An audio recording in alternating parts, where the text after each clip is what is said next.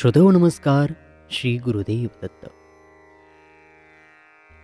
श्रोतेहो, आज आपण एक गिरनार यात्रेचा दिव्य असा अनुभव पाहणार आहोत. जो अनुभव आपल्याला पाठवला आहे श्री सचिन वासुदेव भोगाडे, बदलापूर, ठाण्यावरून. यांचं मूळ गाव आहे भोयरे गांगर्डा, तालुका पारनेर, जिल्हा अहमदनगर.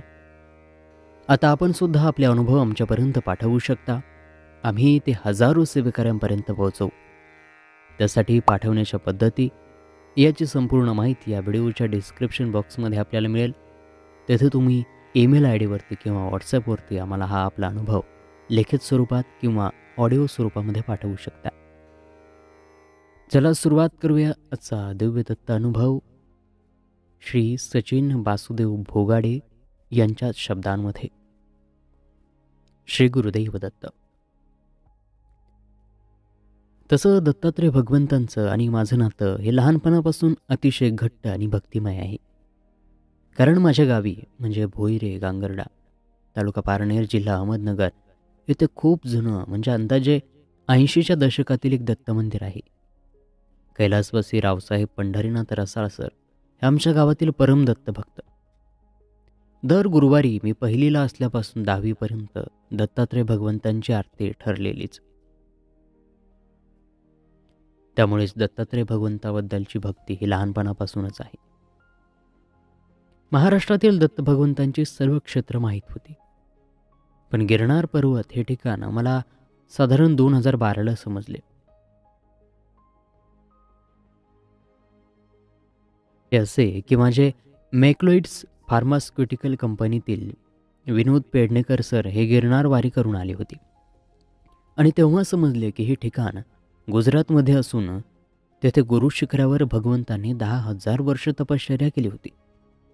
तेव्हा ठरवलं की नक्की या ठिकाणाला एकदा भेट द्यायची. पण म्हणतात ना की आपण देवाला जात नसतो तर देव आपल्याला बोलावतो.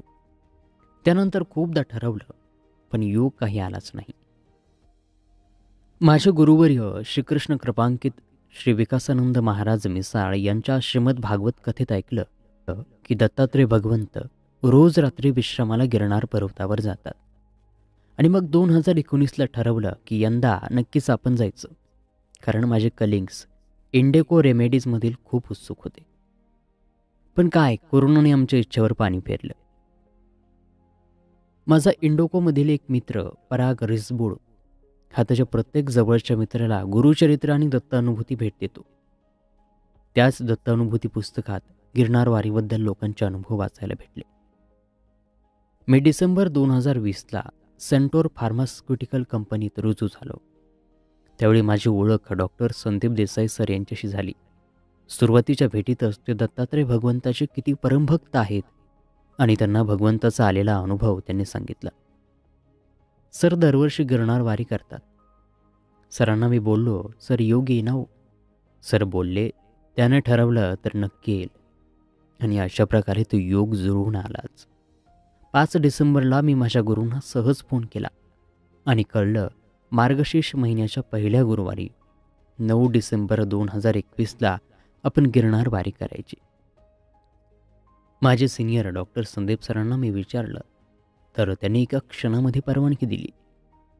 मग मंगळवार दिनांक 7 डिसेंबर 2021साठी माझा मेहुणा रणजित ढवळे यांनी दुपारी 1:45 मुंबई वेरावेल एक्सप्रेस बुक केली.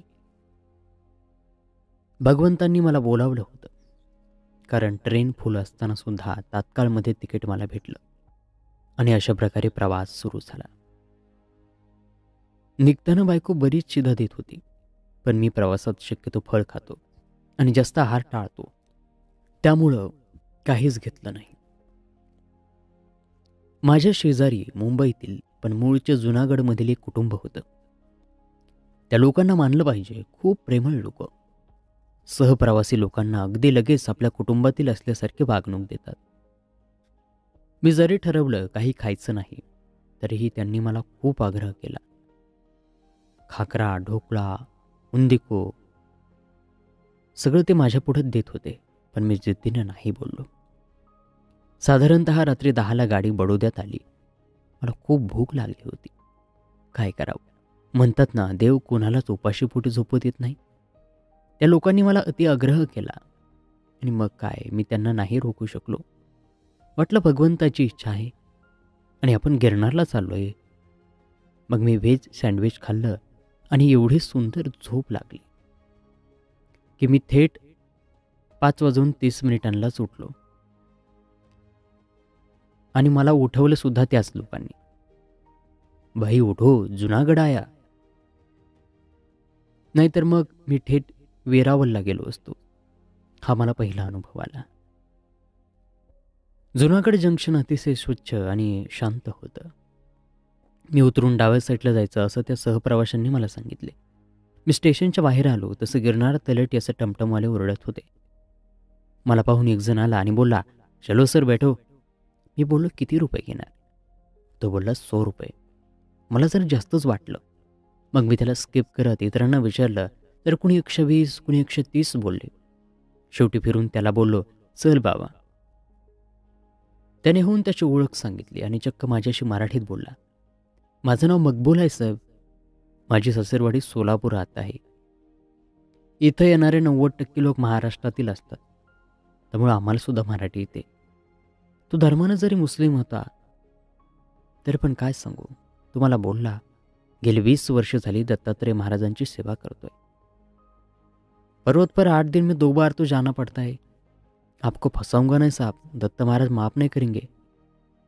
तो बोलला, कुठे जायचंय? मग मी सांगितलं, सनातन हिंदू आश्रम. त्याने मला 20 मिनिटात सोडले आणि जाताना बोलला, मेरा नंबर रख लो साहब, वापस कभी भी गिरनार आओगे तो बस एक फोन करना, बंदा हाजीर रहेगा. तलठी गावात पोचलो आणि समोर पाहतो तर काय, आकाशाला गवसणे घालणारा महाकाय पर्वत, जणू काय महादेवाचं ते रुद्र रूपच. मी महाराष्ट्रातील अवघड आणि मध्यम असे 20-22 ट्रेक केलेत आणि डॉक्टर संदीप सरांनी सुद्धा मला सांगितलं होतं, कितीही मोठा गिर्यारोहक असला तरी जर गर्व जागरूक झाला तर दत्त महाराज नाहीच येऊन देत. ते गिरनार पर्वताचं रूप जेवढं अकराळ विक्राळ तेवढंच भव्य. पण त्यात दत्तात्रेय भगवंताचं रूप पाहण्याचा मी प्रयत्न केला. मग मला तेथे दत्तगुरू वाटले आणि भक्तिमय नजरेनं जणू गेल्या 1 तपाची तपपूर्ती म्हणून मला दत्तगुरू बोलावत होते असं वाटलं. मी फेसबुक आणि गुगलवर गिरनार पर्वत म्हणजे काय हे वाचलं होतं. 3 पर्वत, एक अंबामाता, दुसरं गोरक्षनाथ आणि तिसरं गुरु शिखर. पण तलेठी गावातून फक्त गिरनार पर्वताचा भाग म्हणजे अंबामाता शिखरच दिसत होते. म्हणजे दत्तात्रेय भगवंत तिथे येऊन सुद्धा दिसत नाहीत. अंबामातेला वंदन केलं की मगच दत्त महाराज दिसतात, ते पण आधी गोरक्षनाथ यांना भेटल्यानंतर. जो माणूस पहिल्यांदा गिरनारला येतो तो साऱ्या जगाला विसरलाच पाहिजे. मग मी बुकिंग सिंगल रूम केली, कारण संध्याकाळी माझ्या 11 गुरुबंधू आणि गुरुजी यांची मोठी रूम बुक करायची होती. मग फ्रेश होऊन जरा बाहेर फेरफटका मारावा असं ठरवलं. मला निघाल्यापासून सतत मार्गदर्शन डॉक्टर संदीप देसाई सरांचं चालूच होतं. तिथे ठिकठिकाणी अरण्यात ऋषी मुनी अघोरी असतात. त्यांना काही म्हणायचं नाही. ते काहीही बोलले ओरडले तर फक्त जय गिरणारी असंच बोलायचं. मी सुट्टी मागितली तेव्हा मी दत्तात्रेय भगवंतांसाठी माझं हृदय काढून द्यायला तयार आहे असं IIT डायरेक्टर असलेला माणूस बोलला. तेव्हा समजलं, दत्त महाराज असं भक्तिप्रेम कोणालाही देत नाहीत, त्याला भाग्य लागतं. सरांच्या दत्तभक्तीवर बोलायचं झालं तर 1 दिवस कमी पडेल. असो, सरांनी मला सांगितलं, तुझ्याकडे 2 दिवस आहेत. गिरनारमध्ये फिरून घे. तिथे तलेठी गावापासून 2-3 किलोमीटरवर गिर अरण्यामध्ये काश्मीरी बापू हे जवळपास 100 वर्षापेक्षा जास्त वयाचे महान तपस्वी आहेत. त्यांनी आयुष्यभर तारकेश्वर महादेवाची सेवा केली आहे. त्यांना अवश्य भेट आणि कुणाबरोबर तरी जा, एकटा जाऊ नकोस. मग मी साधारणतः 1:30 वाजता रूममधून बाहेर पडलो. मी ठरवलं माझे गुरुजी येईपर्यंत फलाहार घ्यायचा. मी नेमकंच शेरनाथ बापू गोरखनाथ आश्रमासमोरून चाललेलो. सहज डोक्यात विचार आला, आता जायचं कसं काश्मीरी बापू आश्रमामध्ये. तेवढ्यात एक पांढरा शर्ट आणि काळी पॅन्ट घातलेला एक सद्गृहस्थ समोर आला. माझ्याकडे पाहून हसला आणि म्हणाला, आप महाराष्ट्र से हो क्या? मी हा बोललो तर काय आश्चर्य. मला बोलला, चलो साथ में खाना खाते. मी बोललो, सर क्या ओपन रहेगा? तर त्यांचं पुढील वाक्य खूप अभिमानास्पद होतं. अरे गिरनार में खाना मुफ्त में मिलता है, कोई भी आदमी भूखा नहीं रहता यार, चलो मेरे साथ. काय करावं. त्याच्या बोलण्यातील आदर पाहून मी विचारलं, सर आप शिक्षक हो क्या? ते बोलले नहीं, मैं एडवोकेट हूँ जूनागढ़ कोर्ट में. मी बोललो ठीक है सर, पर मुझे कश्मीरी बापू के यहाँ जाना है. कोई बात नहीं, मुझे भी जाना है. लगेच मनात आलं की दत्तात्रय भगवंतांची लीला आहे, मला काहीच कमी पडू देणार नाही. इथे माझी काळजी घ्यायला जणू ॲडव्होकेट AD प्रमोद सरांना त्यांनी पाठवलं. आणि मग मला ते श्रीनाथ बापू आश्रम गोरक्षनाथ आखाडा येथील अन्नछत्र या ठिकाणी घेऊन गेले. माझे गुरु कीर्तनात नेहमी सांगतात, कुणाच्याही हातचं अन्न खाऊ नये. अन्न बनवणारा तेवढा शुद्ध असावा, त्याची चित्तशुद्धी बाह्यशुद्धी असावी.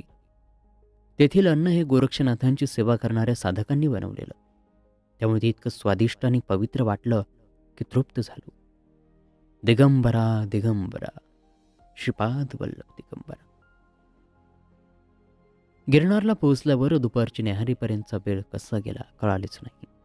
मी बुधवारी पहाटे 5:45 गिरनारच्या तलेठी गावात पोहोचलो होतो.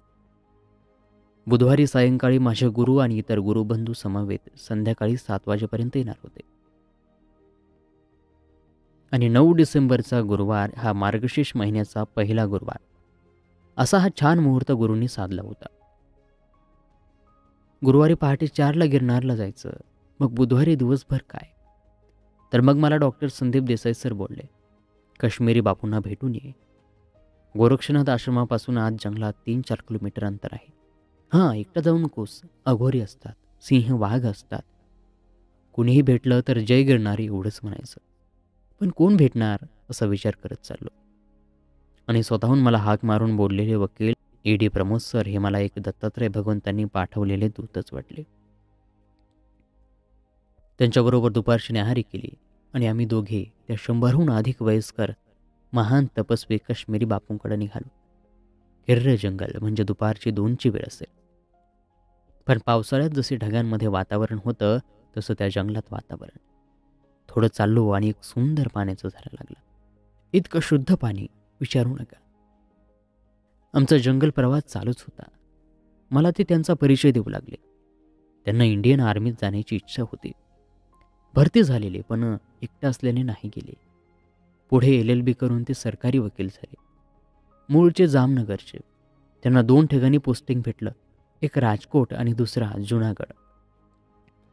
पण जुनागडपासून गिरनार फार जवळ आणि दत्तात्रय भगवंताच्या सानिध्यात राहता येईल म्हणून वकील साहेबांनी जुनागडच निवडलं.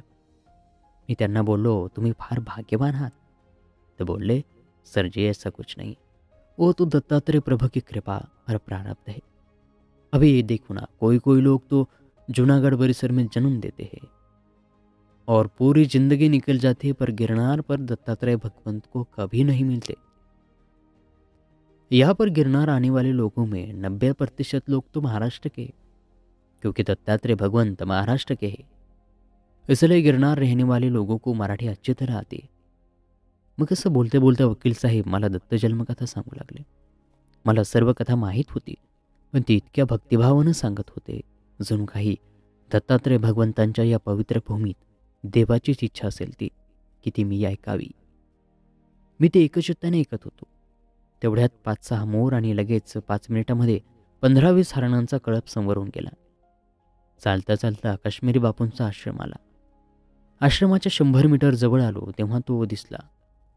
आश्रमासमोरच उंच झाडावर अनेक वानर त्यांच्या परिवारासोबत बसले होते. आम्ही समोरून गेलो, पण आम्हाला पाहून ते थोडेसुद्धा विचलित झाले नाहीत. आपल्याच मस्तीत मस्त होते. काश्मीरी बापूंचा आश्रम हा गिरनार पर्वताच्या समोर असणाऱ्या दातारेश्वर महादेव पर्वताच्या पायथ्याशी आहे.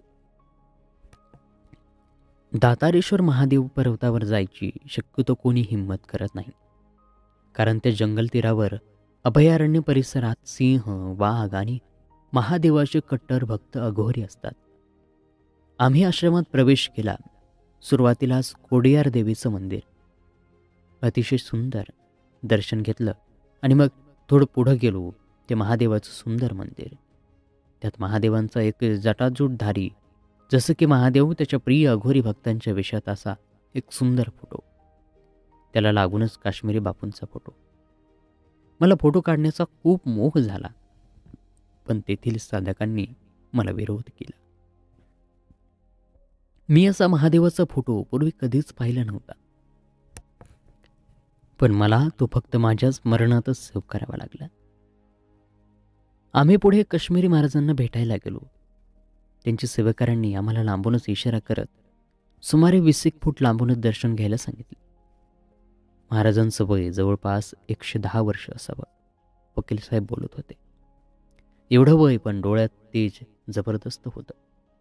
तीक्ष्ण डोळ्यांनी माझ्याकडे ते पाहत स्मित करत होते. मला हात उंच करून आशीर्वाद दिला आणि डावीकडे जाण्यास खुणावले. याचा अर्थ मला नाही समजला. मग वकील साहेब बोलले, बस जैसा बोले वैसा करो. काश्मीरी बापूंकडे पाहून समजत होतं, या महात्म्याने आयुष्यभर महादेवांची सेवा केली. शरीर थकले, पण त्यांचे डोळे, त्यांचं मन किती स्थिर आहे ते दर्शवत होते. आम्ही डावीकडे चाललो. लगेच त्यांच्या सौ त्याही तशाच त्यांचंही लांबूनच दर्शन घेतलं. काहीतरी ग्रंथपुराण वाचत होत्या. त्या स्पष्टपणे बोलल्या, सामने प्रसाद लेके जाना. तेव्हा मला कळाला बाबांच्या डावीकडे जाण्याचा अर्थ. एवढं किर्र जंगलामध्ये, त्या आश्रमामध्ये दिवसभर अन्नदान सुरू असतं. तेथील सेवक ते न थकता करतात. मी गोरक्षनाथ आश्रमामध्ये पोटभर जेवून सुद्धा त्या तपस्वींची इच्छा न मोडता थोडं वरण भात आणि 2 पुऱ्या खाल्ल्या. आमचा प्रसाद ग्रहण चालू असताना एक आश्चर्य घडलं. आमच्या पुढ्यात एक वानरराज आले आणि एका ताटातील प्रसाद खाऊ लागले. त्यांना कुणाही साधकाने अजिबात हटकलं नाही. पोटभर खाऊ घातलं, जसं की ते घरातील सदस्य आहेत. वकील साहेब बोलले, सचिन जी, ये है गिरनार, इसे कहते हैं जंगल में मंगल. इधर कश्मीरी बापू के आश्रम में कोई भी आए, रास्ते में अगर शेर भी आए ना, तो कभी किसी पे हमला नहीं करेगा. त्यांच्या बोलण्यात जबरदस्त आत्मविश्वास होता. एवढ्या किर्र जंगलामध्ये एवढा सुंदर आश्रम असेल हे कुणाला तिथे आल्याशिवाय नाही समजणार. आमचा प्रसाद घेऊन झाला. आम्ही हात आणि ताट धुवून स्वच्छ ठेवलं. लगेच तिथल्या साधकांनी आम्हाला इशारा करत ओला नारळ आणि साखरेचा प्रसाद दिला. थोडा वेळ बाबांच्या आश्रमातील एक छोटासा हॉल, जो ध्यान धारणेकरिता होता, तिथे शांत बसलो. एवढ्या पवित्र महादेवाच्या परिसरात खूपच शांत वाटत होतं. 20 मिनिटं झाली असतील. वकील साहेबांना फोन आला. मग ते बोलले, सचिन जी, अब निकलते हैं. मग आम्ही काश्मीरी बाबांना लांबूनच वंदन करत आश्रमाचा निरोप घेतला. वाटेत जाताना परत आश्रमातील वानरसेना कसलाही आवाज न करता आम्हाला जसं शांतपणे निरोप देत होते. आम्ही पुढे निघालो. तसं चालता चालता 4-5 जण जे पुणे परिसरातील होते ते त्यांनी त्यांची ओळख झाल्यावर सांगितलं. ते विचारत होते, हाच रस्ता का? त्यांनी मला नुसतं पाहूनच ओळखलं की मी महाराष्ट्रीयन आहे. मी त्यांना हा बोललो. मग वकील साहेबांना काय वाटलं कुणास ठाऊक. ते असं बोलले की माझी छाती गर्वानं फुगून आली. मला बोलले, सचिन जी, महाराष्ट्र के लोगों को हम गुजराती लोग छत्रपति शिवाजी महाराज के नाम से पहचानते. पूरे देश में एक छत्रपति शिवाजी महाराज के मावड़े और सिख लोग सबसे जबरदस्त. मुगल मराठा सरदारों को बहुत डरते थे, इसलिए औरंगजेब महाराष्ट्र में भिकारी होके मर गए. मी तर त्यांचे पायच धरले, कारण माझ्या राजाचे एवढं कौतुक केलं तर आनंद हा होणारच. असं आमचा एकदम हसत हसत चालता चालता संवाद चालू होता. तितक्यात एक अनपेक्षित प्रकार घडला. थोड्या अंतरावर झाडीत एक महादेवाचे प्रिय अघोरी बाबा मोठमोठ्याने ओरडत होते. आम्ही पाहिलं. जवळच हरणांचा कळप. त्यांना पाहून कधी हिंदीत, कधी गुजरातीत, पण रागाने ओरडत होते. मला लगेच डॉक्टर संदीप देसाई सरांचे शब्द आठवले. ते बोलले होते, अघोरी काहीही बोलली तरी पण त्यांना माघारी न बोलता फक्त जय गिरणारी बोलायचं. पण काय सांगू, ते अघोरी बाबा दिसायला एकदम अक्राळ विक्राळ. डोक्यात भली मोठी चुंबळ केलेली जटा, शरीरावर कुठेच कपडे नाही. त्यांनी बहुतेक आमचा शिवाजी महाराजांचा संवाद ऐकला असावा. जसं आम्ही त्यांच्या थोडं जवळून जाऊ लागलो, मला आश्चर्याचा धक्का बसला. तो अघोरी जोरजोरात ओरडू लागला, कौन था शिवाजी? बहुत अच्छा था, शूर था. तुम सब बेकार हो, चल भाग. असं सारखं सारखं. मी फार घाबरलो, पण त्याच्यात नोंदून सुद्धा राजांची स्तुती ऐकली. वाटलं जाऊन दर्शन घ्यावं. पण वकील साहेब बोलले, वो बोल रहा है चल भाग, सीधा चलो, बस उनको जय गिरणारी बोलो. मी त्याला जय गिरणारी बोललो आणि काय आश्चर्य, तो पण शांत झाला. पण त्यानं आमच्याकडील लक्ष दुसरीकडे वळवून परत काहीतरी पुटपुट करीत राहिलं. मला खूप विशेष वाटलं. त्याने एवढ्या दुरून कसं काय ऐकलं शिवाजी महाराजांबद्दल. असो, मी भीत पण तेवढ्याच खुश होऊन चालू लागलो. कारण मला श्री गुरुदेव दत्त महाराजांच्या जय गिरणारी या नावाची आणि माझ्या राजाची किती कीर्ती पसरली आहे यामुळे मी खुश झालो होतो. बोलता बोलता आम्ही तलेठी गावात आलो. आता वकील साहेब मला निरोप देणार होते. मी त्यांना बोललो, सर आपको मेरे लिए आज दत्त प्रभु ने भेजा था. मी त्यांचं दर्शन घेतलं. ते मला बोलले, देखो सचिन तुम साफ दिल के हो, इसलिए शायद आज भगवान ने कुछ भी कमी ने महसूस नहीं होने दी. यही गिरनार की खासियत है. वैसे तो राम भगवान के अयोध्या में भी पापी लोग थे और श्रीलंका में पूरे राक्षसों में से एक राम भक्त विभीषण भी थे. वैसे इधर जिसकी नीयत खराब उनको खराब भी लोग मिलते. वकील साहेब माझा निरोप घ्यायला लागले. मी त्यांना फार आग्रह करून लस्सी पाजली. खूप खुश झाले ते. मला त्यांचं व्हिजिटिंग कार्ड दिलं आणि बोलले, दत्तात्रेय भगवान की इच्छा से फिर मिलेंगे. मी त्यांना निरोप दिला आणि मग आमच्या उद्याच्या गिरनार वारीची तयारी करू लागलो. आमच्या 12 गुरुबंधूमध्ये काही वयस्कर मंडळी, मग मला माझे गुरुबंधू संतोष महाराज वावळ, शिंगवे पारगाव, तालुका आंबेगाव यांचा फोन आला की रोपवेचं ठिकाण जरा पाहून या आणि वयस्कर मंडळींसाठी बुकिंगचं पाहून या. मग मी त्या ठिकाणी गेलो. आमच्या मुक्कामी असणाऱ्या आश्रमापासून ते जवळच होतं. त्याला तेथील लोक ओढण खटोला बोलतात. मग रूमवर जाऊन थोडा चहा घेऊन थोडी विश्रांती घेतली. साधारणतः 5 वाजले असतील. मला लगेच फोन आला आमच्या गुरुबंधूंचा की आम्ही गुरूंसोबत 1 तासाभरात येतोय. जुनागडपासून 20 किलोमीटरवर दूर आहोत. माझा आनंद गगनात मावेनासा झाला. कारण उद्या अखिल ब्रह्मांडाच्या गुरुचं दर्शन करायला जायचं होतं. ते माझ्या परमपूज्य गुरूंसोबत. गिरनार, गिर म्हणजे गिरी आणि नार म्हणजे नारायण, अशा गिरिनारायणाच्या पवित्र भूमीत वेळ इतका पटापट जात होता. मला आता गिरनारमध्ये येऊन जवळपास 12 तास झाले होते. दत्तात्रेय भगवंत म्हणजे त्रिदेवाचं रूप. ब्रह्मा, विष्णू आणि महेश, तिन्ही देव एकाच ठाई असं साऱ्या ब्रह्मांडाची शक्ती, सारं ब्रह्मांड हे त्रिदेव चालवतात. एक ब्रह्मदेव जन्म घालतो, दुसरा पालन पोषण करतो तो विष्णू आणि तिसरा जीवनमुक्त करतो तो महेश. श्रीमद भागवत महापुराणात दत्तात्रेय भगवान हा श्रीकृष्ण परमात्म्याचा अवतार सांगितला आहे. माझे गुरुजी मिसाळ महाराज यांनी दत्तात्रेय भगवंताचं खूप छान वर्णन केलं आहे. ब्रह्मदेवाच्या नेत्रापासून जन्माला आलेला पुत्र आत्रेय, आत्रेय अनुसया यांचा विवाह झाला. त्यांचा आदिभाव लक्षात घ्या. अनुसया असूया, ईर्ष्या, द्वेष, जिच्या अंतःकरणामध्ये द्वेष, ईर्ष्या, असूया नाही अशी असणारी जी आहे तिला म्हणावा अनुसया. जिच्यामध्ये कोणत्याही प्रकारची वासना नाही, वासनारहित जी स्थिती असते तिला म्हणावा अनुसया. अत्रेय म्हणजे काय? अ म्हणजे नाहीत, त्रेय म्हणजे 3 गुण, सत्व, रज आणि तम. या 3 गुणांच्या पुढे जी अवस्था प्राप्त झाली आहे तिला म्हणावा अत्रेय. ज्यावेळी अत्रेय आणि अनुसया या 2 भूमिका एकत्र येतात ना, तेव्हा भगवान प्रत्यक्ष दत्त म्हणून अवतीर्ण होत असतो. आपण खूप अडचणीत आहोत आणि एखादा मित्र किंवा एखादी व्यक्ती आपली मदत झटपट आणि अनपेक्षितपणे करते. यालाच आपण सहज बोलतो, काय दत्त म्हणून उभा राहिलास? असं दत्तात्रेय भगवंताबद्दलचं किती सांगावं. चला आता पुढे बघूयात. बुधवार दिनांक 8 डिसेंबर 2021 आता संध्याकाळचे 7:30 वाजले आणि मला वावळ माऊलींचा फोन आला. आम्ही गिरनारमध्ये पोहोचलो, पण नेमकं कुठं आहात तुम्ही? मग मी त्यांना सांगितलं, सनातन हिंदू आश्रमाच्या जवळच एक लंबे हनुमान मंदिर नावाचं मंदिर आहे, त्यांच्यासमोर मी उभा आहे. मी त्यांना असं सांगितलं. ते 2 मिनिटांमध्ये तेथे पोहोचले. मला गुरुजींना पाहून फार आनंद झाला. माझ्यासाठी दत्तात्रेय भगवंत त्यांच्याच रूपात आले आहेत. ते गाडीतून उतरल्या त्यांचं दर्शन घेतलं आणि मला त्यांनी विचारलं, एकटाच आलास? मला राहावलं नाही, पण काय माहीत कुणास ठाऊ. मी पटकन बोलून गेलो, दादा दत्तात्रेय भगवंत होते सोबत, एकटे कसं येऊ देतील मला? गुरुजींनी माझ्याकडे पाहून स्मित केलं. त्यांच्याकडे पाहून मला इतका आनंद झाला होता, काय सांगू.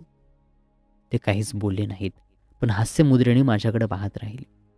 नंतर मी विचार केला, काय होतंय मला? हे सर्व दत्तात्रेय भगवंतच वदवून घेतात कारण काल प्रवासात मला काहीच कमी पडू दिलं नाही. सहप्रवासी किती आदराने वागले, कारण गिरनारला जाणाऱ्या भक्ताची दत्तात्रय भगवंत काळजी घेतातच. असो, मी सर्वांना बुक केलेल्या रूममध्ये घेऊन गेलो. सर्वजण फ्रेश झाले.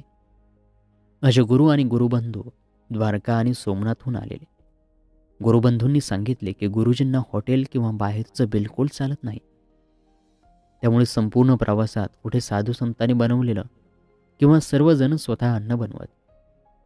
गुरुजींनी त्यामध्ये 1-2 वेळा सर्वांना चपाती खाऊ घातली.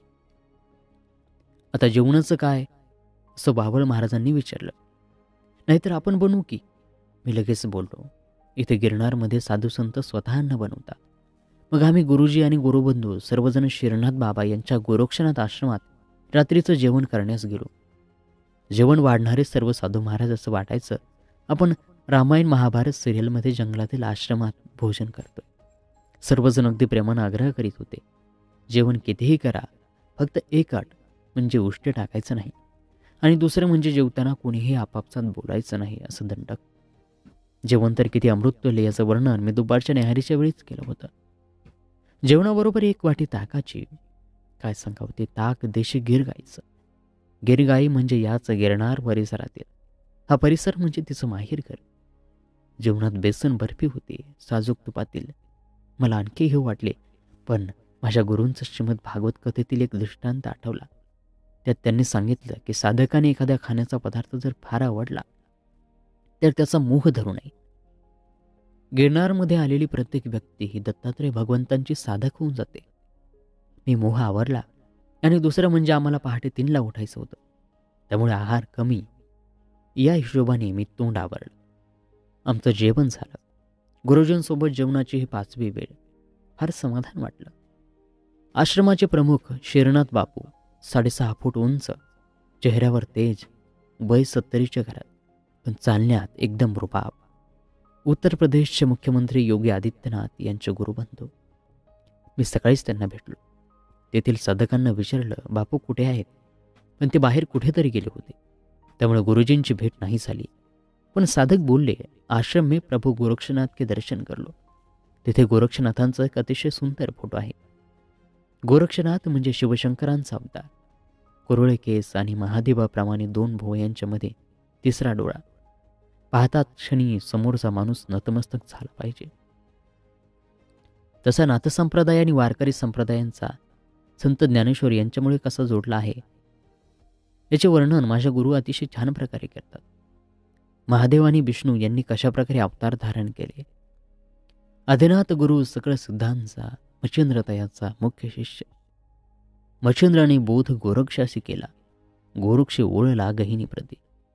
गहिनी प्रसादे निवृत्तीदातार. ज्ञानदेवा सार चोजविले. ही अशी नाथ परंपरा. आम्ही गोरक्षनाथ आश्रम पाहून कृतकृत्य झालो. एखाद्या पंचतारांकित हॉटेलला मागे सारेल असं स्वच्छ आहे हे सगळं. आम्ही त्यानंतर थोडं शतपावली केली आणि साधारणपणे 10ला परत सनातन हिंदू आश्रमामध्ये आलो. गुरूंनी सर्वांना लगेच झोपण्याची सूचना केली. मला तर झोप येतच नव्हती, कारण उद्याची सकाळ हे किती सुंदर असणार आहे हे मी शब्दात वर्णन करू शकत नव्हतो. मग मी गुरूंचं एक कीर्तन मोबाईलवर चालू केलं आणि शांतपणे झोपी गेलो. 3चा अलार्म लावला होता, त्यामुळे बरोबर 2:50 जाग आली. त्याबरोबर गुरुबंधू वापळ महाराज यांनी दार वाजवलं. मला बोलले, गुरूंनी सर्वांना बरोबर जागं केलंय. दत्तात्रय भगवंतांच्या रूपाने तेच आमची काळजी घेत होते. आम्ही 13 जणांपैकी 5 जण रोपवेने जाणार होतो. बाकी आम्ही 8 जण गुरूंचे दर्शन करून अखिल कोट ब्रह्मांडाचे गुरु दत्तात्रय महाराज यांना भेटण्यासाठी निघालो. आश्रमाच्या बाहेर साधारणतः पहाटे 3:50 आलो. तोच एक 80 वर्षाचे आजोबा ओरडले, जय गिरनारी, आप लोग ऐसे काठे के बिना मत जाओ. ये काठे लो, चलने में तकलीफ कम होगी. 40 रुपये, वापस आने के बाद 20 रुपये लेके जाना. आम्ही प्रत्येकाला काठी घेतली आणि त्याच आजोबांकडून कडक चहा घेतला. थंडी खूप होती, पण आम्हाला बिलकुल नाही जाणवलं, कारण सर्वजण दत्तात्रय भगवंतांच्या भेटीसाठी आतुर होते. आश्रमासमोरचा रस्ता सरळ गिरनार पर्वताच्या पायथ्याशी पायरी मार्गाकडे जाणारा. जेमतेम फक्त 300 मीटर दूर असेल पहिली पायरी. आश्रमापासून. आम्ही 5 मिनिटांमध्ये तेथे आलो. पहिल्या पायरीचे दर्शन घेतले. आमच्यातील एक गुरुबंधू रामदास वावळ उर्फ स्वामी, माझ्यासारखा धष्टपुष्ट माणूस, अगदी निरागस आणि खेळकर, जोरात ओरडले, जय गिरणारी. आणि आम्ही सर्वांनी त्यांना साथ देत जय गिरणारी म्हणत गिरनार वारी सुरू झाली. गिरनार यात्राबद्दल आनंद कामत यांचं दत्त अनुभूती हे पुस्तक मला पराग रिसबूड या दत्त भक्तांनी भेट दिलं होतं. त्यात गिरनार वारी करताना भक्तांच्या दत्तात्रय भगवंत कधी वाघाच्या, कधी सिंहाच्या, अघोरीच्या, म्हाताऱ्याच्या किंवा इतर कसल्याही रूपात दर्शन देतात. पण वारी तशी भक्तिभावाने करावी. मी महाराष्ट्रातील गेल्या 5 वर्षात 20-25 गड किल्ल्यांचा ट्रेक केला. 10,000 पायऱ्या म्हणजे फार कठीण नाही असा थोडा फाजील आत्मविश्वास होता. पण जेव्हा सकाळी तलेटी गावात गिरनार पर्वताचं ते रुद्ररूप पाहिलं, तेव्हा भगवंताने माझं गर्वहरण केलं. बरेचसे भाविक लोक ते अप्रतिम पण तेवढंच विशाल असं गिरनार पर्वताचं रूप पाहून त्याला नतमस्तक होतात आणि मनात एकच भाव उत्पन्न होतो, आता भगवंताला शरण जावं. आणि मग आपला देव भक्तांवर किती प्रेम करतो याचा प्रत्यय येतो. तसाच प्रत्यय मला आला. पहिली पायरी आणि मग चालू झाली गिरनारवारी. मनात येत होतं दत्तात्रय भगवंत कोणत्या रूपात दर्शन देतील. पण नंतर त्यातच गढून गेलो आणि सर्वांच्या मागे राहिलो. सोबत रामदास महाराज होतेच, धापा टाकत. मग विचार करणं सोडलं आणि एकच ध्यास घेतला. कसलाही विचार न करता फक्त दिगंबरा दिगंबरा श्रीपाद वल्लभ दिगंबरा हेच नाम, आणि ते पण मनात. मग काय, एक वेगळीच ऊर्जा संचारली. मी सावकाश पण कसलाही थकवा न जाणवता चाललो होतो. पहाटे गिरनार वारी चालू करण्यात एक मोठा फायदा हा की आपल्याला जाणवत नाही आपण किती वर आलोय आणि अजून किती बाकी आहे. फक्त चालणं. आम्ही 8 जण होतो सुरुवातीला, पण 100 एक पायऱ्या झाल्या असतील. 5-6 मुलं अगदी 10वी-12वीत असतील आमच्या मागून येताना दिसली. ती बहुतेक गिरनार परिसरातील असावीत, कारण त्यांनी दत्त महाराजांची गुजराती भाषेतील आरती ब्लूटूथ स्पीकरवर लावली होती. श्री गुरुदेव दत्त अवधूत, खूप सुंदर आरती आहे. तीच आरती सारखी मनात असते हल्ली. बाकी सर्व मुले पुढे गेले, पण एक जण आमच्या सोबत चालू लागला. खूप बडबड्या होता तो. कधी हिंदीत तर कधी थोडं थोडं मराठीत बोलायचं. मग आमचे रामदास बुवा त्याला विचारू लागले, वरती कसं आहे, वाटेत वाघ भेटेल का? तो सडपातळ होता. तो मस्त बडबडत चाललेला, पण रामदास बुवा बोलता बोलता दमत होते आणि साधारणतः 50 पायऱ्या झाल्या की सर्वांना सांगत, थांबा थोडं.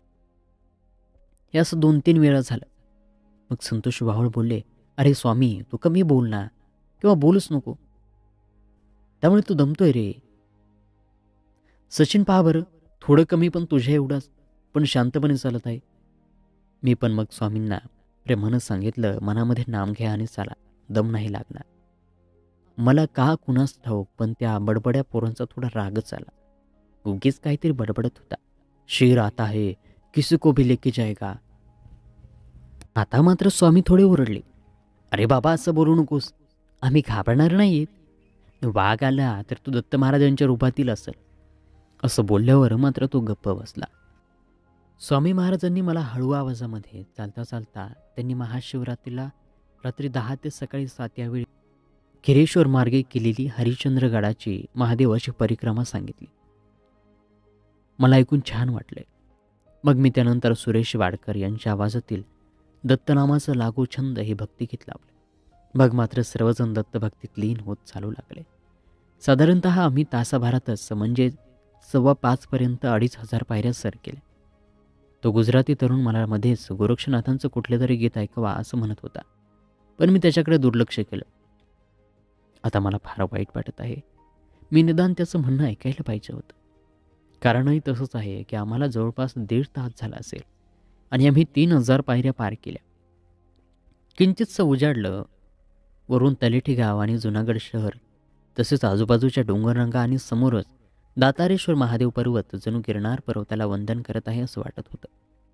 नेमकं त्याच वेळी तो तरुण आमच्यातून अचानक नाहीसा झाला. म्हणजे तो पुढे गेला की काय कळलंच नाही. विशेष म्हणजे त्याने तोंडाला बांधलेला रुमाल सोडलाच नव्हता. मला वाईट वाटलं, पण त्याच्याबद्दल थोडासा राग आला होता. जो गिरनार वारीत नाही यायला पाहिजे. थोडी हळहळ वाटली. दत्त महाराज आपली परीक्षा घेत आहेत आणि मग ठरवलं की आता नाही रागवायचं. असं म्हणता म्हणता आम्ही अंबाजी माता मंदिराच्या जवळजवळ आलो. वाटेत कालीमातेचं एक अतिशय रौद्र रूपातील छोटंसं मंदिर दिसलं. तिथे दर्शन घेतलं आणि मग मला सावरखेडी गाव या चित्रपटातील गीत आई भावानी तुझ्या कृपेने तारसी भक्ताला हे गीत आठवलं. मी लगेच ते सुरू केलं. सर्वांना बरं वाटलं. आता जवळपास 2 तास झाले. भगवती म्हणजेच शक्ती, तिचं स्मरण झाले. मग काय, आणखी उत्साह संचारला आणि आम्ही 5,000 पायऱ्यांचा टप्पा पार केला. आता तुम्ही म्हणाल हे कसं कळतं? कारण दर 500 ते 1000 पायऱ्या झाल्या की त्याचा अंक त्या पायरीवर लिहिलेला होता. जैन मंदिर, नेमिनाथ मंदिर हे सगळं पार करत आम्ही आता गोमुखी गंगा या सतत जलप्रवाह असणाऱ्या तीर्थाचं दर्शन घेतलं. खूप प्रसन्न वाटलं. जसं आम्ही तिथून बाहेर आलो तेच समोर अंबामाता मंदिर, पण मान वर केल्यावरच दिसत होतं. मी नवरात्रीत गुरूंच्या इच्छेने दुर्गा सप्तशतीचं 9 दिवस पारायण केलं होतं. ते वाचताना अंगावर शहारी यायचे. ज्यावेळी सारे देव हतबल होते तेव्हा भगवतीने कशाप्रकारे दुष्टांचा नाश केला होता. अंबामाता मंदिर पाहिल्यावर चटकन मला ते आठवलं. भगवतीचे 52 शक्तिपीठ आहेत. त्यातील गिरणारवरील अंबामाता हे देखील एक आहे. म्हणजेच काय तर अखिल कोटी ब्रह्मांडाचे गुरु दत्तात्रय भगवंत यांचं दर्शन घ्यायचंय, पण आधी आईला भेटावं लागेल. आईला किती महत्त्व आहे याचं आणखी एक उदाहरण म्हणजे गिरनार पर्वत. मला तर खरं माता अनुसयाबद्दल काय बोलावं. मी तर एकदम समुद्रातील वाळूच्या लहान कणातील एक अणूच समजा. रसायनशास्त्रातील अनुसया माता किती थोर. थोर हा शब्द पण कमी पडेल. साक्षात जगाच्या मालकांनी तिच्या पोटी जन्म घेतला. ब्रह्मांनी माता लक्ष्मी, माता पार्वती तिला शरण आल्या. असं म्हणतात माहूरगडाच्या तिथे अनुसया पर्वत आहे. तिथे अनुसया मातेने बालरूपी दत्तात्रय भगवंताला पालथं करून अंघोळ घातली आहे. हे नुसतं ऐकलं तरी किती धन्य वाटतं. माझे गुरुजी भागवत कथेत सांगतात, तुका म्हणे पतिव्रता तिची देवावरी सत्ता.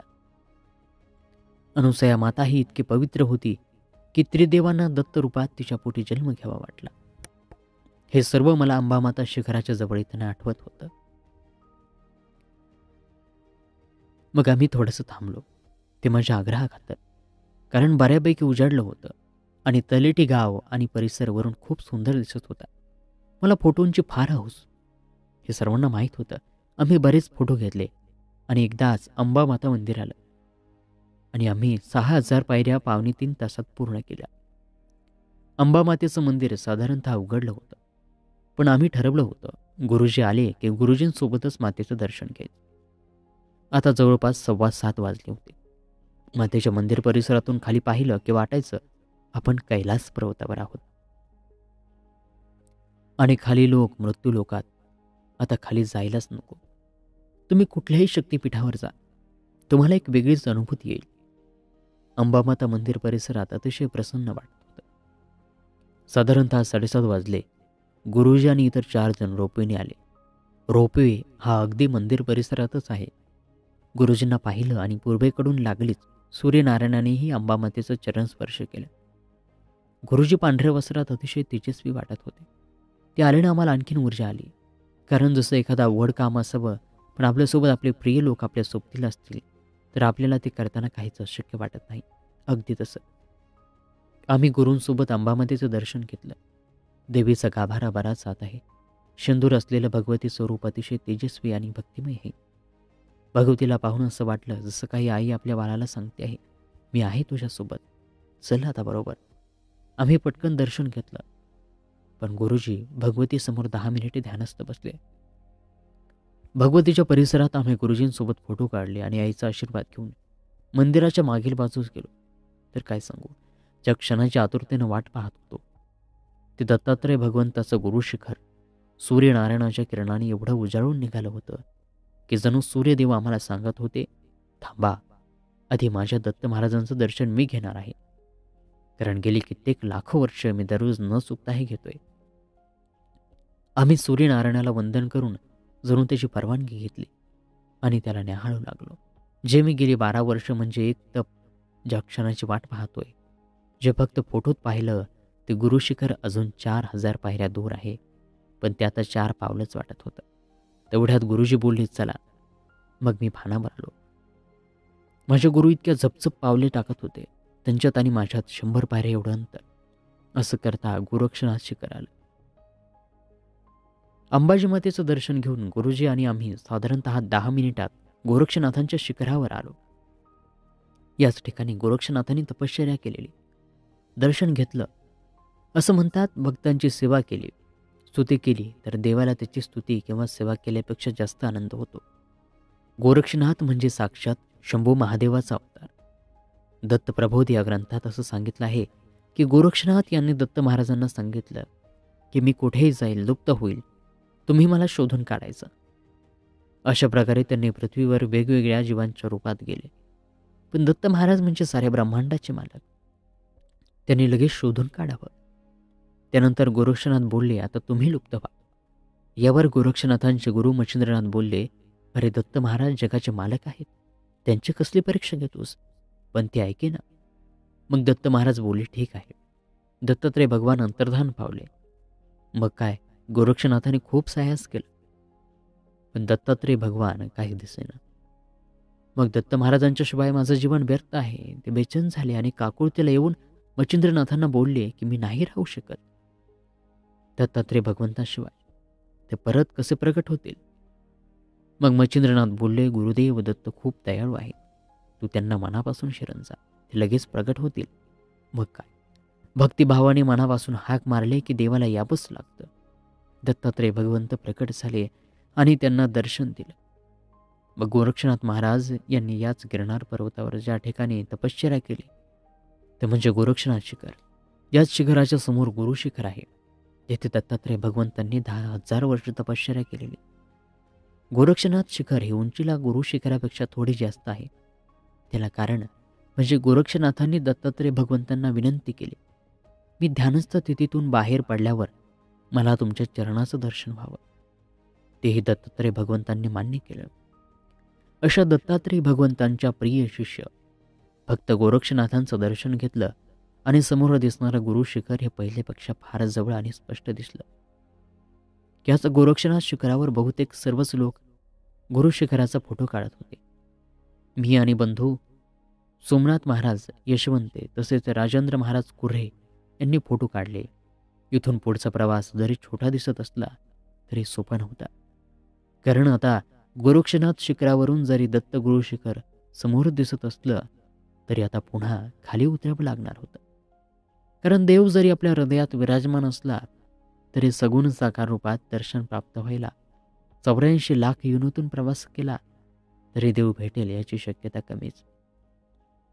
गोरक्षनाथ शिखरानंतरचा प्रवास प्रचंड दमछाक करणारा. येणारा भक्त शक्यतो गोरक्षनाथ शिखरापर्यंत जेवढा दमत नाही तेवढा तिथून पुढच्या पायऱ्यांना दमतो. कारण गोरक्षनाथ शिखराच्या पुढे बरंचसं खाली उतरावं लागतं. त्यानंतर थोडंसं सरळ चालून परत उंच जायचं. मग येतं दत्तात्रय महाराजांचं गुरु शिखर. मला नेमकं गोरक्षनाथ शिखरावरून गुरु शिखराचा फोटो घेताना एक मजेशीर पण माझ्यासाठी कष्टदायी होणारा अनुभव आला. तो म्हणजे जी बांबूची काठी प्रत्येक गिरनार भक्ताला दत्त महाराजांच्या कृपेने मोठा आधार देते, तीच काठी गायब झाली. का कुणास ठाऊक माझी परीक्षा म्हणून महाराजांनी ती गायब केली, किंवा एखाद्या भक्ताला नसेल, त्याला वाटलं कोणीच वाली नाही म्हणून तो घेऊन गेला असेल. मी मात्र दत्तात्रय भगवंतांची लीला समजून तसंच चालू लागलो. माझी सत्व परीक्षा चालू झाली. पायऱ्यांची एकदम उतरण आली. पायावर अचानक प्रेशर आला, पण काही नाही, नामजप चालू ठेवला. येणारे जाणारे जय गिरणारी म्हणत चाललेलं. इतक्यात मी पाहिलं, एक अपंग भक्त फरफडत पायरी उतरताना दिसला आणि मला बोलला, जय गिरणारी. मी धन्य झालो. मी पण मग जय गिरणारी अशी साथ दिली. आणखी आश्चर्य, एक महिला तिच्या बाळाला पाठीवर घेऊन जय गिरणारी म्हणत दर्शन घेऊन माघारी चाललेली. ते बाळ 6 ते 7 महिन्याचंच असेल. खरंच दत्त महाराजांच्या भक्तीत किती ताकद आहे. आणि काही लोक असेही भेटले जे अंबामातेच्या इथून गुरु शिखर पाहिलं आणि तिथूनच नमस्कार करत बोलले, आता समोरचं शिखर पाहता आपल्याला तिथे जाणं शक्य होईल असं वाटत नाही. आपण तिथं दर्शन घेऊन आलो असं समजू. हे बोलणारे शरीराने चांगले धडधाकट होते. त्यांचे काहीच चूक नाही. त्यांचं प्रारब्ध त्यांना एवढ्याजवळ येऊन महाराजांचं दर्शन होऊ देत नाही. असो, ज्यांचं त्यांचं प्रारब्ध. पण इथं माझं प्रारब्ध माझी चांगलीच परीक्षा घेत होतं. सर्व गुरुबंधू पुढे गेलेले. माझे गुरुजी बहुधा गुरु शिखरावर पोचले असतील. मी मात्र हळूहळू उताराच्या शेवटच्या चरणात आलेलो. म्हणजे पहा, बांबूची काठी किती महत्त्वाची आहे. ज्या बांबूपासून भगवान श्रीकृष्ण परमात्म्याची बासुरी बनते, तिला गिरनार पर्वतावर आपण सर्वांचा आधार देत गुरु शिखरापर्यंत प्रत्येक भाविक भक्ताला पोचविते. आजूबाजूचा परिसर अतिशय सुंदर आणि नयनरम्य दिसत होता. एकदाशी उतरंड संपली. इथून 2 मार्ग होते. एक सरळवरती आणि लगेच समजणारा, ज्याला दत्त गुरुद्वार अशा नावाची कमान असणारा, तर दुसरा त्या उतरणीच्या आणखी खाली पण थोडा पुढे कमंडलू तीर्थ, अन्नपूर्णा, दत्तधुनीकडे जाणारा. आधी गुरुशिखर आणि शेवटी दत्तधुनीकडे जायचं. आता शेवटच्या टप्प्यातला प्रवास चालू झाला. पहाटे काही वाटलं नाही अंधारामध्ये. आता तसं सकाळचे 8:45 वाजले होते. कोवळं ऊन पण चढण अगदी सरळ होती. बरोबर कुऱ्हे महाराज आणि सोमनाथ असे आम्ही तिघे, पण आमच्यासोबत महाराष्ट्रातील कानाकोपऱ्यातून आलेले भाविक भक्त आणि गुजरातमधील सर्वांच्या मुखात एकच स्वर, जय गिरनारी. आमचे गुरुबंधू स्वामी उर्फ रामदास वाहवळ यांनी अचानक जोरात जय गिरनारी म्हणत सभोवतालचा परिसर दत्तमय करून टाकला. सर्वांनी त्यांना दाद देत जय गिरनारी असा सूर लावला. ज्या लोकांना चालणं शक्य नाही पण गुरु शिखरांपर्यंत यायचंय असेही लोक डोलीची व्यवस्था असल्याने त्यातून जय गिरनारी म्हणत होते. आता दत्त महाराजांच्या चरणपादुका मंदिराच्या अगदीच जवळ आलो. माझे काही वेळापूर्वी गुरुजी दत्तात्रय भगवंताचं दर्शन करून माघारी उतरत होते. मला सूचना करत होते, पुढे पोलीस हवालदार आहे, सर्वांनी मोबाईल खिशात ठेवा, आतमध्ये मोबाईल बाहेर काढण्यास परवानगी नाही. गुरुजींच्या चेहऱ्यावर अतिशय प्रसन्न भाव दिसत होते. मी पुन्हा एकदा त्यांना नमस्कार करून ज्या क्षणाची गेली एक तप वाट पाहतोय, त्या तपभूमीवरील दत्तात्रय भगवंतांना भेटायला आतुर झालो. शेवटची चढण चढताना जे दमछाक झाली ते निघून गेले. कारणही असंच आहे, आपण चढण चढतो तेव्हा मंदिर वाटतं लगेच आहे, पण आपल्याला वळसा घालावा लागतो आणि मंदिराचं द्वार तेव्हा दिसतं. मंदिर पूर्व पश्चिम दिशेत आहे. मला लांबूनच पाहून पोलीस हवालदार बोलले, मोबाईल बाहेर. मी त्यांनाही जय गिरनारी बोलत हो बोललो आणि एकदाच आतमध्ये प्रवेश केला. भगवंतांच्या चरण पादुका न्याहाळू लागलो. खरंच किती भक्त वेडे होतात. त्यांच्या एका दर्शनासाठी एक वेगळीच अनुभूती आली. जगाच्या मालकाने ही जागा तपश्चर्या करण्यासाठी निवडली. लोकांचं संपूर्ण आयुष्य जातं पण नशिबानंच गिरनार यात्रा घडते. तिशी जागा आणि अतिशय महत्त्वाची गोष्ट म्हणजे ही पवित्र पावनभूमी फक्त योगी, तपस्वी आणि संत लोकांनाच इथे पूर्वी परवानगी होती. संसारी लोक इथे येऊ शकत नव्हते. आपण लोक दत्तात्रय भगवंताचे परमभक्त टेंबेस्वामी यांचे उपकार मानायला पाहिजे असं म्हणतात. त्यांच्या विनंतीवरून त्यानंतर संसारी लोकांना गिरनार दर्शनाचं भाग्य मिळाले. म्हणजे किती दुर्लभ योग आहे हा. मी दत्तगुरूंना साष्टांग प्रणिपात केला. चरणपादुकांना लागूनच दत्तात्रय भगवंतांची मूर्ती आहे. महादेवाची पिंड आहे. शंकराचार्य आहेत. मंदिर आकाराने जरी छोटं असलं तरी तेथील दत्त अनुभूती काय आहे याचं वर्णन मला आता शब्दात करता येत नाही. 10,000 पायऱ्या सर करून आलो होतो, पण त्याचं काहीच वाटत नव्हतं. दत्त महाराज सारं जाणतात. त्यांना एकच बोललो, शक्य होईल तसं बोलवत राहा. नशिबात काहीही असो, पण तुम्हाला या ठिकाणी भेटण्यात जो परमानंद आहे तो किती दुर्लभ आहे याचा अनुभव येतोय. तेथे 2 पुजारी होते. दर्शन झाल्यावर खूप आत्मीयतेने मला बोलले, अब नीचे दत्त धुनी के इधर अन्नपूर्णा माता के उधर जाइए, गुरुजी का प्रसाद जरूर लेना. तेव्हा मला माहीत झालं, या इतक्या उंच ठिकाणी येणारा प्रत्येक भक्त पोटभर जेवण केल्याशिवाय दत्तात्रय भगवंत त्याला सोडवत नाहीत. मला तर असं वाटत होतं इथून जावंच नाही, पण काय करणार, बाहेर इतर भक्तांना सुद्धा यायचं होतं आणि आपलं प्रारब्धपण आपल्याला एवढ्या तपभूमीत जास्त वेळ थांबू देत नव्हतं. मी जय गिरनारी म्हणत तसाच मागे न वळता देवाकडे पाहत पाहत मंदिराच्या बाहेर आलो. जय गिरनारी म्हणत पायऱ्या उतरवू लागलो. गुरुजी आणि इतर गुरुबंधू आमची वाट पाहत होते. मग त्या पुजाऱ्याच्या विनंतीला मान देऊन आम्ही कमंडलू कुंड आणि दत्तधुनीच्या दिशेने चालू लागलो. आता उतरण होती आणि परत थोडं सरळ चालून आणखी उतरण होती. आम्ही 20 मिनिटांमध्ये दत्तधुनीजवळ आलो. दत्तधुनी आणि कमंडलू कुंड याबद्दल अशी कथा आहे. गिरनार पर्वतावर दत्तात्रय भगवंत तपश्चर्या करत होते. खूप दुष्काळ पडला होता.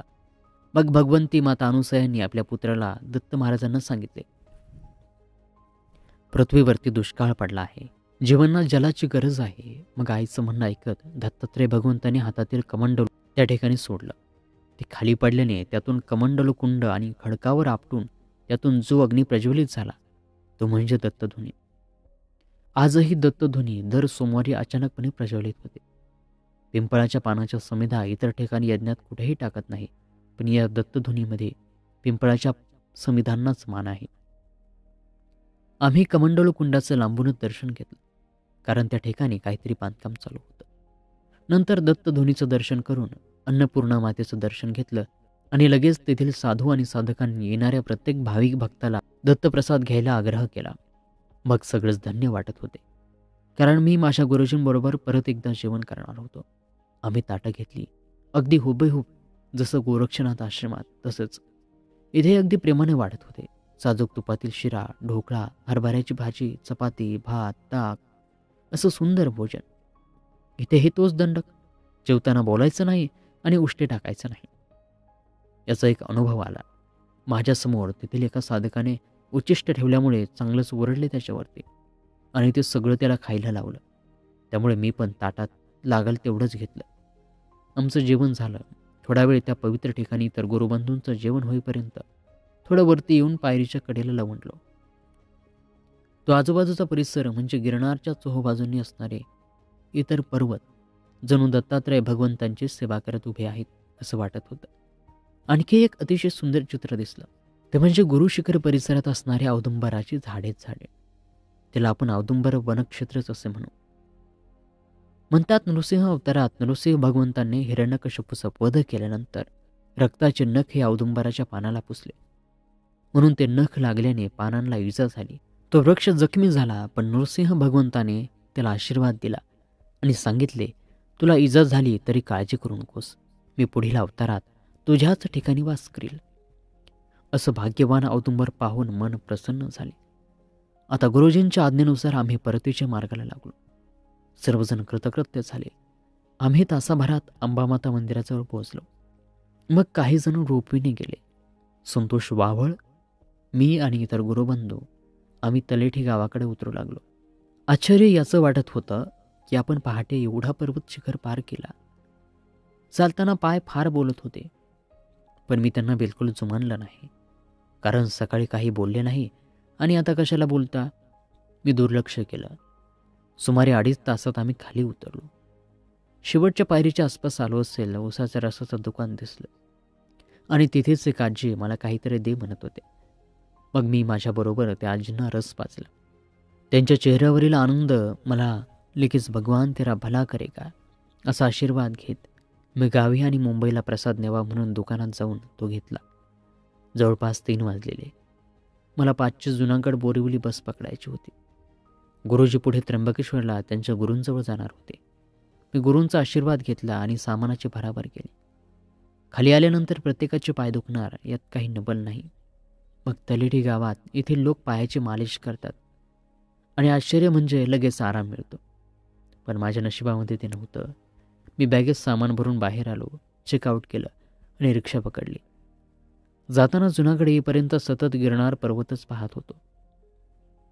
अशाच परिस्थितीमध्ये जुनागडवरून बस निघाली आणि हायवेला लागली. जोपर्यंत गिरनार शिखर दिसत आहे तोपर्यंत पाहतच होतो. हे असं का घडत होतं? खरं किती प्रेम करतात दत्तात्रय भगवंत आपल्या भक्तांवर. असं म्हणतात, जो एकदा गिरनारला येतो तो परत परत यायचा संकल्प करतो. माझी गिरनार वारीनंतर 8 दिवस पाय दुखत होते, पण त्या वेदनेतही मला परमोच्च आनंद वाटत होता. खूप मित्रांचे फोन आले, अजूनही येत आहेत, ओरडतायत. कधी ट्रेकला निघाला तर 10 वेळा फोन करतो, पण गिरनारला गुपचूप आणि एकटा गेलास आणि गिरनार वारी हा लेख कसा काय लिहिलास? यावर माझं एकच उत्तर, मी गिरनारला गेलो, मी एकटा नव्हतो. माझ्याबरोबर दत्तात्रय भगवंत होते आणि हा लेख माझ्याकडून त्यांनीच लिहून घेतला. शेवटी राहिलं गिरनारला जायचं, ते तर आपलं प्रारब्ध आणि दत्तात्रय भगवंत बोलावतील मगच शक्य आहे. जय श्री गुरुदेव दत्त. श्रोतो, याचबरोबर श्री सचिन वासुदेव भोगाडे यांचा हा दीर्घ अनुभव इथे समाप्त होत आहे. सचिनजींचा आभार. त्यांनी एवढा मोठा लेख आपल्याला लिहून पाठवला आपणही आपला लेख लिहून किंवा ऑडिओ स्वरूपामध्ये पाठवू शकता. आम्ही तो प्रसारित करू. त्या संबंधीची माहिती डिस्क्रिप्शनमध्ये तुम्हाला देत आहोत. चला तर आज या दीर्घ अनुभवानंतर इथेच थांबूयात. पुन्हा भेटूयात नवीन व्हिडिओमध्ये आपल्या अनुभवासोबत. तोपर्यंत नमस्कार. श्री गुरुदेव दत्त. धन्यवाद.